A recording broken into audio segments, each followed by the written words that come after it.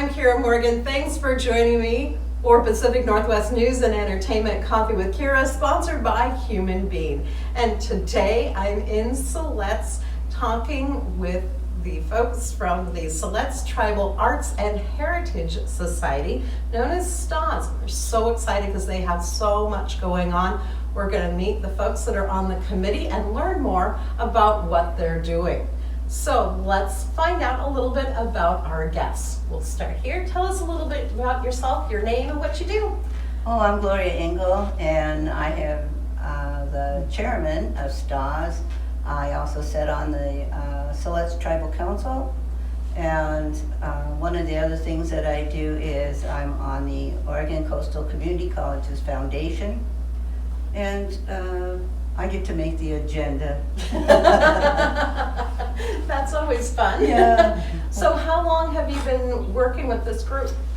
I think from about 2011 we started in. The group has kind of changed over time as people get busy in their lives and don't have the time maybe to put into it that you might wish, you know, or as things happen in people's lives and they have to change. But it's been a great group, so probably for at least, 7 years now? But it started long before that with a group of people in Siletz and the tribe's input to get this going. Yeah. All right. And I know you very well, but let's tell others who you are and what you do. My name is Teresa Simmons, and I've been on the board for about 6 years, I think now. It's been my honor to be on this board. It's something, this board represents something that is very near and dear to my heart. I also sit on the Angels Anonymous board, and I do press releases and stuff for a few other committees as well, but right now this is my main point of focus. This is what I feel the most passionate about. And you've been doing this for quite a long time as well, haven't you? For a few years, and then of course I've worked with the tribe off and on for many, many years. So this is something that when I was asked to sit on this board, I was just so honored to be part of it. That's wonderful. And tell us a little bit about you and what you do. My name is Angela Ramirez, and I am the treasurer for STAWS. I started on the board in August of 17. I'm also the enrollment officer for the tribe and a member of tribal council. And what got you interested in working with STAWS, and how long have you been doing it?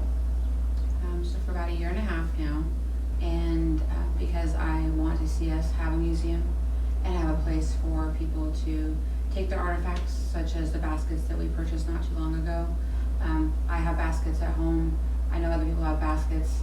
It'd be nice to share them someplace that's safe and secure, that we don't give up our right to the basket or to whatever the artifact is, but we have someplace where we can share it and showcase what we have. Wonderful. And tell us a little bit about you. My name is Glendora Osborne, and I actually lived in Oklahoma for the past 35 years. And I moved out here in May of 2017, and I've been on STAWS for about 1.5 years. And I'm also on the Culture Heritage Committee. And what got you interested in working with this group? Actually, I saw them advertise for board members in the newspaper, and I thought that sounds interesting, and I'd like to be a part of it. Wonderful. So are you the newest member then? No. Oh, okay. All right, and tell us a little bit about you. My name is Shauna Gray. I'm the secretary for this great group of volunteers. I'm also the executive director of the Siletz Tribal Gaming Commission in Lincoln City, and I'm really happy to be a part of this group. We work really hard, and everybody in here is so dedicated to the mission that we have, which is creating the museum for our people and for those around to have a place to gather. So I'm really looking forward to continue the work that we do. Okay, and I wanted to just mention that Shauna also sits on the Angels Anonymous board. So I think we did that so that we could get out and get our message across that we're here. We need to take a look at our mission statement, which is to promote and our cultural heritage. Sometimes people don't think that we're still around, you know, but we're here, we're alive and well. You can see behind us and on the side there we have like old pictures that we treasure. But we're still alive and well. That didn't end with those pictures, you know, so. People came together, I think in the 90s, to figure out a way to keep things and keep them safe and display them and share them. And they had a community meeting and a lot of people showed up at that meeting. In fact, we have like all the suggestions and comments that were done at that time. And you will notice our name, A Place for Our People. That was absolutely hammered throughout that whole time. Is, well, we want a place for our people. We want a place for our people. And it came up repeatedly. We were trying to think of a name for the museum to kind of spin off from, okay, what are we trying to do? And it was, hey, how about a place for our people? You know, how about that one? But yeah, it worked. So we've been together and we've worked toward this. We have been most fortunate that the Siletz tribe has, through charitable contributions, through other funds, through their support, have really helped us a lot. We couldn't be where we are now if we didn't have that support. So. And then you have a couple of other board members who weren't able to be with us today, is that right? Yeah, we have Cynthia Farlow, who just happened to be out of town for the weekend, doesn't ever leave town. She knew we were coming. Yeah. And then we have Celeste Lee, and Celeste has the privilege of taking care of her grandchildren one day a week. And so it's Saturdays, and she makes that commitment, but yeah. And Cynthia, she also sits on the, North Lincoln County Museum Board. Oh, okay. Yeah, and she's a realtor. So she has things that she's doing. She's worked for the tribe. Celesta, she works for our tribe. She's an assistant to our tribal council executive secretary. So that's a good job for her. And her commitment and the board she sits on is her grandma board. So yeah. And let's talk a little bit about some of these wonderful things that you have out here, these baskets that you brought out. Can you tell us a little bit more about them and the importance of the baskets to the tribe? So we're always on the lookout for Siletz baskets, and so you can tell by the detail, the double handle, that's what indicates that it's a Siletz basket. And so we were in Lincoln City and we had some time before a meeting, so we stopped into one of the shops up there that I know has had baskets for sale before, and we went in and saw the baskets and immediately forgot everything else we'd been looking at in the store for like the 45 minutes before that, and stood at the case until he came over to unlock the case for us. And so we looked at them, examined the bottom, and immediately, bought them. And I said, I will add them to my own collection if the board decides to not purchase them, but I don't want to leave them here. And so we sent out an email that night, and the board agreed to have them for STAWs. And we also have Robert Kenta, who's on the lookout for stuff. We have funding set aside to purchase artifacts back. We do have collections that people voluntarily return to us. We held an Indian fair last year, and one lady, because we were holding the Indian fair here in Siletz, got information of it, came to find us to say that she had baskets from her family that she wanted to see come back to the tribe. And then we had another lady who has been a donor before for us.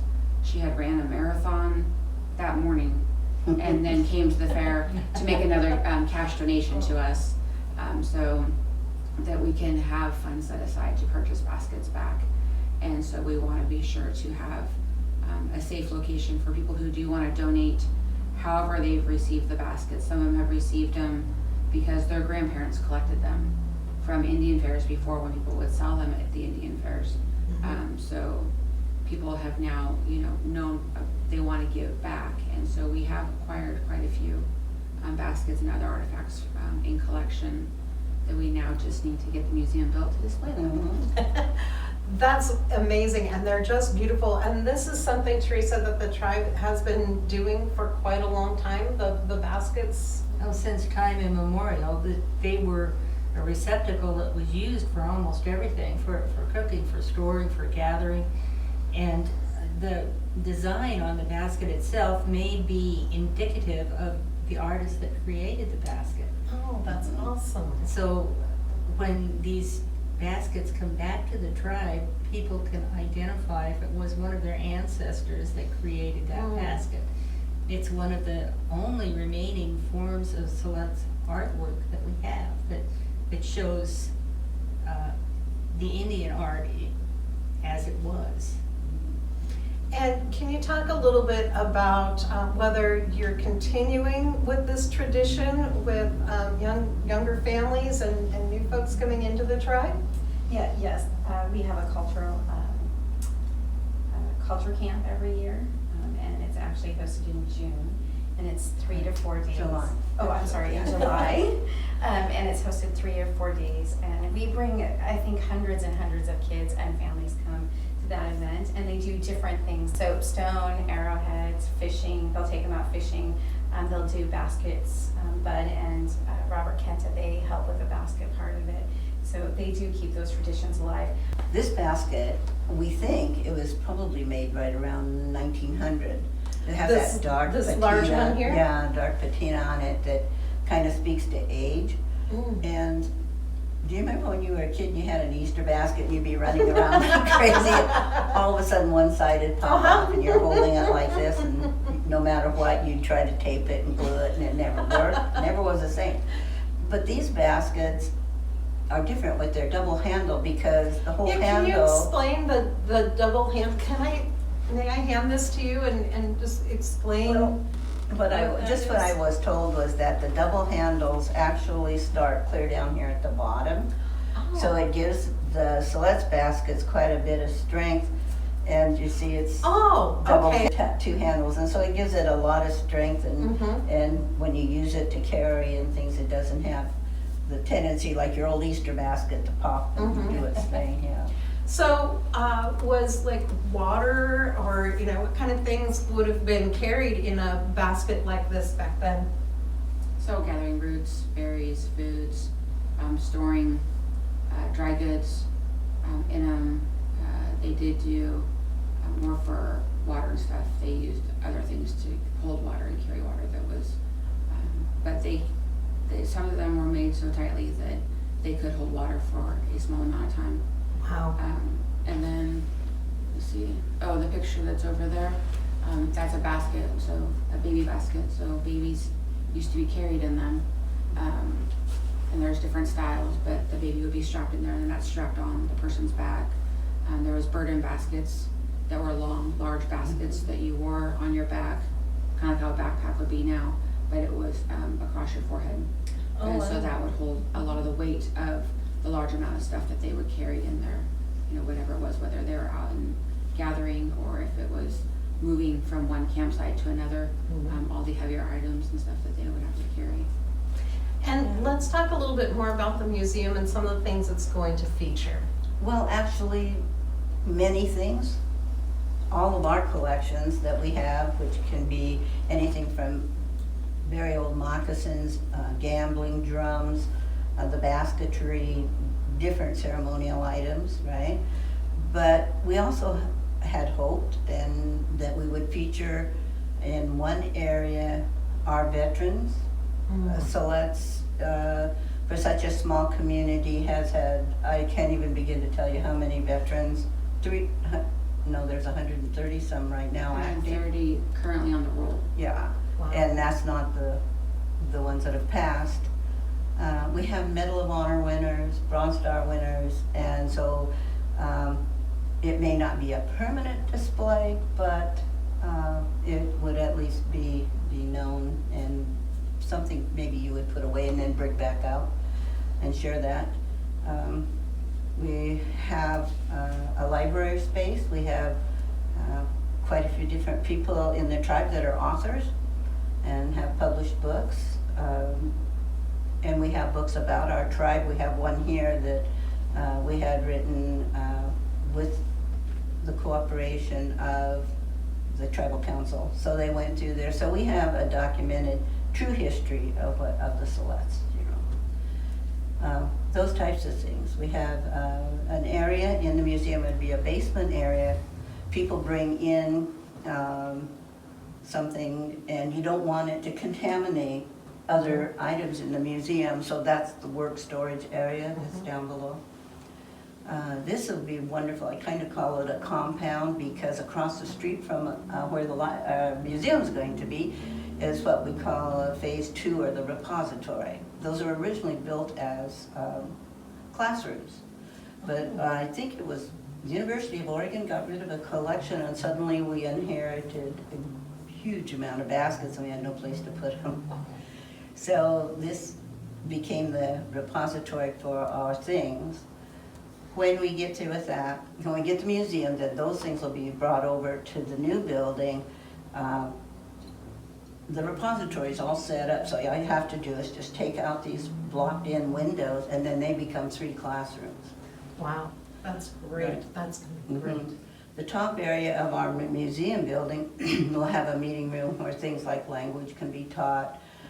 We would hope that there would be, over time, a good research collection, those types of things.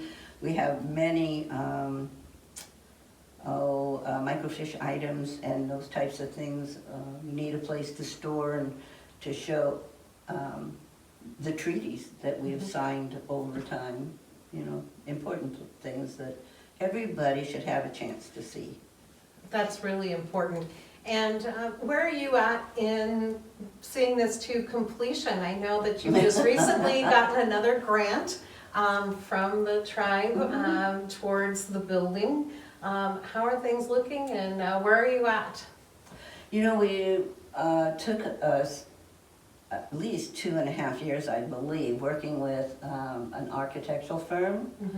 And so all of those things have been bought and paid for. We're shovel ready, basically. Yay. Now all we need, of course, is money. If you're out there. You're welcome to donate.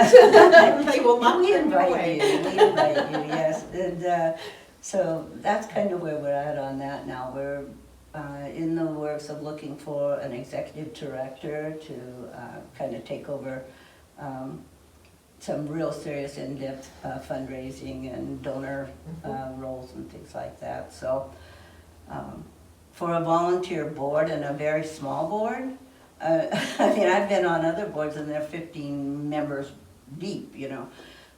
But each one of us bring a particular skill, and that's been wonderful. I don't know that we set out that way, but it ended up that way.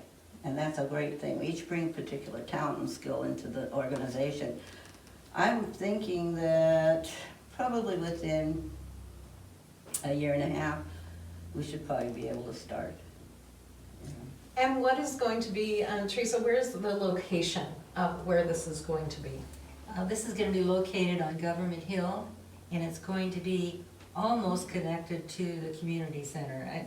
It will be attached, but not really. The walls won't be together. So that would be for fire prevention, that kind of thing, for the security of the building.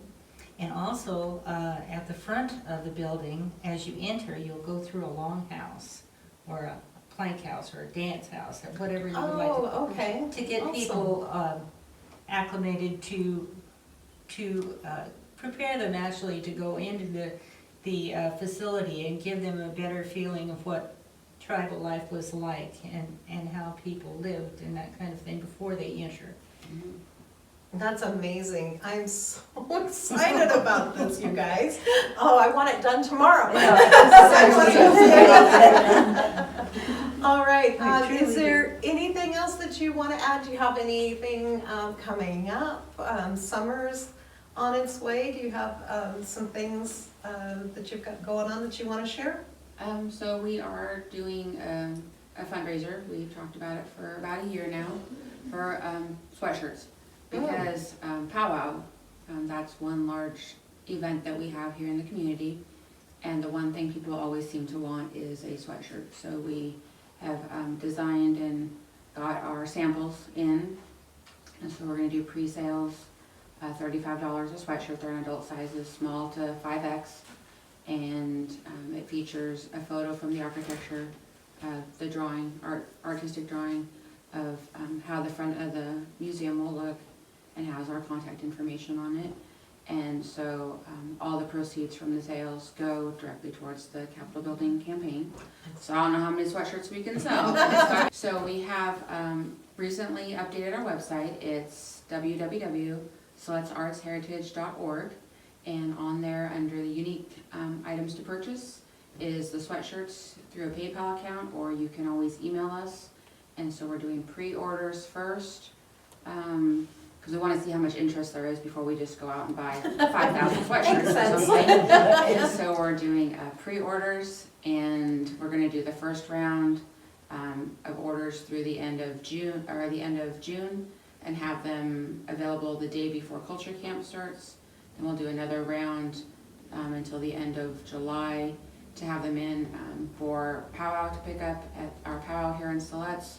And then if people want to order online, we can either ship it to them if they're not planning to come to any events, and we can get depending on how many is purchased, we'll find the exact shipping costs out to get them shipped out. And so we want to be able to advertise ourselves mostly to get the information out there, because they're eye-catching sweatshirts, and I've seen them, they're amazing. Has We'll our have photos when we're done. has our website information on the back, so that people can then go to the website, because you can also go to the website and donate also through PayPal to the Dave Hatch Memorial Endowment, which is to have to keep the museum open once we get it started, because we'll be responsible for keeping the lights on. Mm-hmm. That's important.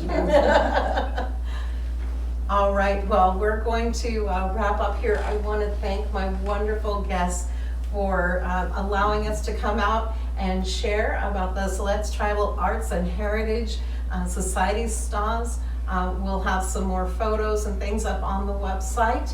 And thanks for joining me for Coffee with Kiera, sponsored by Human Being in Newport on 6th Street and in Lincoln City at the north end of Highway 101.